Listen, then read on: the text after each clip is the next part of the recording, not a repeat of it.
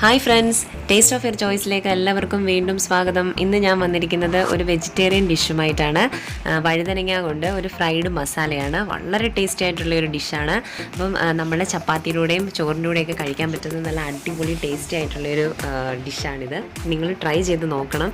രാവിലെ നമ്മൾ ചപ്പാത്തിക്കൊക്കെ എന്ത് കറി ഉണ്ടാക്കണം എന്ന് ചിന്തിച്ചിരിക്കുന്ന സമയത്ത് ഇതുപോലെ വഴുതനങ്ങ ഉണ്ടെങ്കിൽ നമുക്ക് ഇതുപോലെ ട്രൈ ചെയ്ത് നോക്കാം. നല്ല സൂപ്പറാണ്.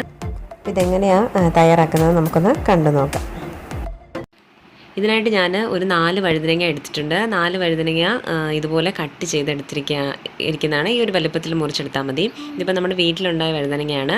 നമ്മൾ കടയിൽ നിന്നൊക്കെ വാങ്ങുന്നതാണെങ്കിലും മറ്റേ വൈറ്റ് കളറിൽ വരുന്ന ടൈപ്പ് വഴുതനങ്ങയാണെങ്കിലും ഏത് വഴുതനങ്ങയാണെങ്കിലും നമുക്ക് എടുക്കാം. ഇതേപോലെ മുറിച്ചെടുക്കണമെന്നേ ഉള്ളൂ. ഇത് നമുക്കൊന്ന് മാരിനേറ്റ് ചെയ്ത് വെക്കണം. അതിനായിട്ട് നമുക്കിതിലേക്ക് 1 ടീസ്പൂൺ മുളക് പൊടി ചേർത്ത് കൊടുക്കാം. 1/4 ടീസ്പൂൺ മഞ്ഞൾപ്പൊടി ചേർത്ത് കൊടുക്കാം. 1/4 ടീസ്പൂൺ ഇഞ്ചി വെളുത്തുള്ളി പേസ്റ്റ് കൂടി ചേർക്കാം. അതുപോലെ ആവശ്യത്തിന് ഉപ്പും കൂടി ചേർത്ത് നന്നായിട്ടൊന്ന് മിക്സ് ചെയ്ത് വെക്കുക.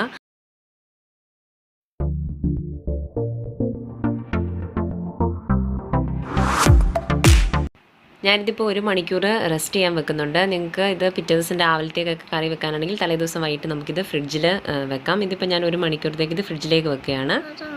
ഇതിപ്പോൾ ഞാൻ 1 മണിക്കൂറിന് ശേഷം എടുത്തിട്ടുണ്ട്. ഇനി ഇത് നമുക്കൊന്ന് ഫ്രൈ ചെയ്തെടുക്കണം. ഡീപ്പ് ഫ്രൈ അല്ല, ഒരു ഷാലോ ഫ്രൈ ആയിട്ട് ചെയ്തെടുത്താൽ മതി. ഒരുപാട് വെളിച്ചെണ്ണയൊന്നും അല്ലെങ്കിൽ എണ്ണയൊന്നും ഒഴിച്ച് വറക്കണ്ട. ഇതിപ്പോൾ ഞാൻ ഇതിലേക്കൊരു പാൻ വെച്ചിട്ടുണ്ട്. അതിലേക്കൊരു 2 ടേബിൾ സ്പൂണ് സൺഫ്ലവർ ഓയിൽ ഒഴിച്ച് കൊടുക്കുന്നുണ്ട്.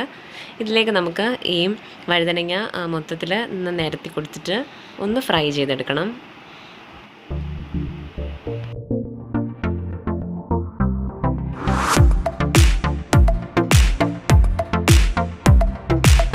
ഇതിപ്പോൾ നമ്മൾ മൊത്തത്തിൽ ഇതിൽ വെച്ച് കൊടുത്തിട്ടുണ്ട്. ഇനി ഇതൊരു സൈഡ് മൂക്കുന്നത് വരെ നമുക്കിതൊന്ന് ഇതിലേക്ക് ഇങ്ങനെ തന്നെ വെച്ച് കൊടുക്കാം. അതിനുശേഷം ഒരു സൈഡ് മൂത്തതിന് ശേഷം തിരികെ ഇട്ട് കൊടുക്കാം. ഇതിപ്പോൾ ഒരു സൈഡ് നന്നായിട്ട് മൂത്തിട്ടുണ്ട്. ഇനി ഇത് നമുക്കൊരു സൈഡിലേക്ക് തിരിച്ചിട്ട് കൊടുക്കാം. ഇപ്പം വഴുതനങ്ങ ആകുമ്പോൾ ഇത് പെട്ടെന്ന് അങ്ങ് വെന്ത് വരും. ഇപ്പോൾ ഒരു സൈഡ് ഓൾറെഡി വെന്തിട്ടുണ്ട്, മറ്റേ സൈഡും അതുപോലെ തന്നെ ആയിട്ടുണ്ട്. ഒരു 2-3 മിനിറ്റ് കൂടി ഇതുപോലെ തന്നെ ഒന്ന് വെച്ചിട്ട് നമുക്കിതൊരു മറ്റൊരു പാത്രത്തിലേക്ക് മാറ്റാം. നിങ്ങൾക്ക് ഫ്രൈ ചെയ്യുന്നതെന്ന് പറയുമ്പം ഏത് രീതിയിലാണോ നിങ്ങൾക്ക് കൂടുതലായിട്ട് ഫ്രൈ ചെയ്തെടുക്കണമെങ്കിൽ അങ്ങനെ എടുക്കാം. എന്നാൽ അത്യാവശ്യം ഒന്ന് ഫ്രൈ ആയാൽ മാത്രം മതി. ഇനി ഇത് നമുക്കൊരു പാത്രത്തിലേക്ക് മാറ്റാം. ഇപ്പോൾ ഇത് മൊത്തത്തിൽ മാറ്റിയിട്ടുണ്ട്. ഇനി അതേ പാനിലേക്ക് തന്നെ ഞാൻ കുറച്ച് എണ്ണയും കൂടെ ഒഴിച്ചു കൊടുക്കുകയാണ്. ഞാൻ പക്ഷേ ഇപ്പോൾ ഒഴിക്കുന്നത് വെളിച്ചെണ്ണയാണ്. ഒരു 2 ടേബിൾ സ്പൂൺ വെളിച്ചെണ്ണ ഒഴിച്ചു കൊടുക്കുകയാണ്. അതിലേക്ക് ഒരു 2 വലിയ സവോള ഇതേപോലെ നീളത്തിൽ അരിഞ്ഞെടുത്താണ് അത് നമുക്കിതിലേക്ക് ഇട്ടിട്ടൊന്ന് വഴറ്റിയെടുക്കാം. അത്യാവശ്യം നന്നായിട്ട് വഴറ്റണം. ഇതേപോലെ അല്ലെങ്കിൽ ചെറുതായിട്ട് കൊത്തി അരിഞ്ഞിട്ടാലും മതി. പെട്ടെന്ന് വഴണ്ടി വരണമെങ്കിൽ ആ രീതിയിലെടുക്കുക. അപ്പോൾ ഇത് നന്നായിട്ടൊന്ന് വഴണ്ടി വരാൻ വേണ്ടി നമുക്കിതിലേക്ക് കുറച്ച് ഉപ്പ് കൂടി ചേർത്ത് കൊടുക്കാം. നന്നായിട്ടൊന്ന് ഇളക്കി കൊടുക്കാം. അത്യാവശ്യം നന്നായിട്ടൊന്ന് വഴണ്ടി വരുന്ന രീതിയിൽ വഴറ്റിയെടുക്കാം.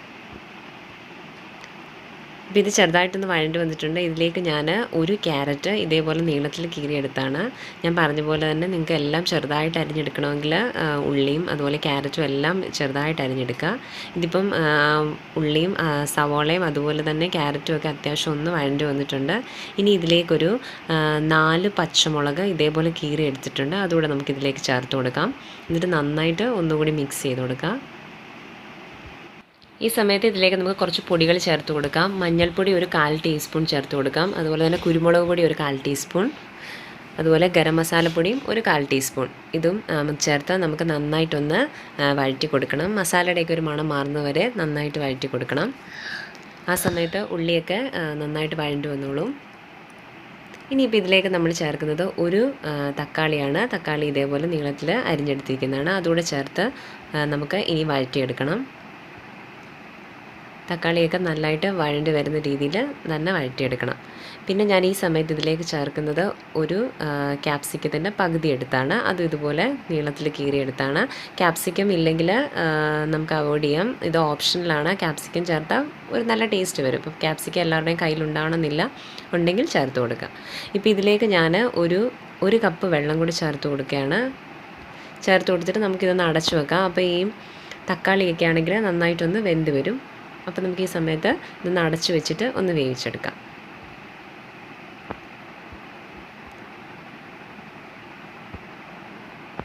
ഇപ്പോൾ ഇത് നന്നായിട്ട് വെന്ത് വന്നിട്ടുണ്ട്.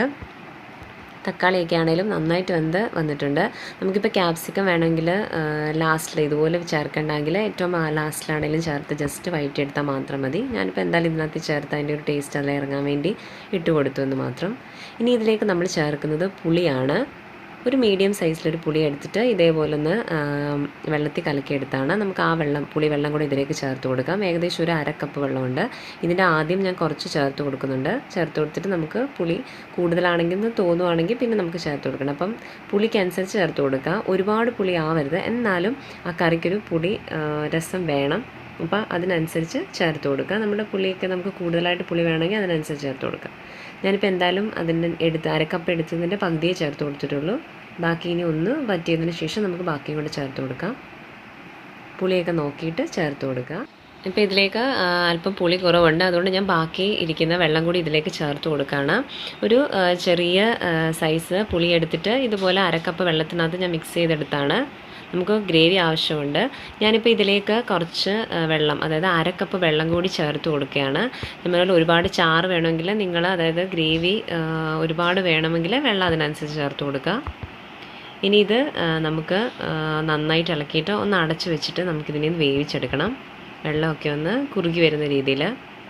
ഞാനിതിപ്പോൾ ഒരുപാട് ഗ്രേവി രീതിയിലല്ല എടുക്കുന്നത്. ചപ്പാത്തിക്കൊക്കെ കഴിക്കാൻ പറ്റുന്ന ഒരു രീതിയിൽ ഇരിക്കുമ്പോൾ എന്തായാലും ഇത് കുറച്ച് കുറുകും. ഇതിപ്പോൾ നന്നായിട്ട് തിളച്ച് അത്യാവശ്യം ഒന്ന് പറ്റി വന്നിട്ടുണ്ട്. പുളിയുടെയൊക്കെ ആ ഒരു ടേസ്റ്റ് ഇപ്പം എന്തായാലും വെജിറ്റബിൾസിലൊക്കെ പിടിച്ചിട്ടുണ്ട്. ഇതേ രീതിയിൽ മതി. ഇനി ഇതിലേക്ക് നമ്മളിപ്പം ഈ സമയത്ത് വഴുതനങ്ങ കൂടി ചേർത്ത് കൊടുക്കുകയാണ്. ഇനി ഇത് നന്നായിട്ടൊന്ന് ഇളക്കി കൊടുക്കുക.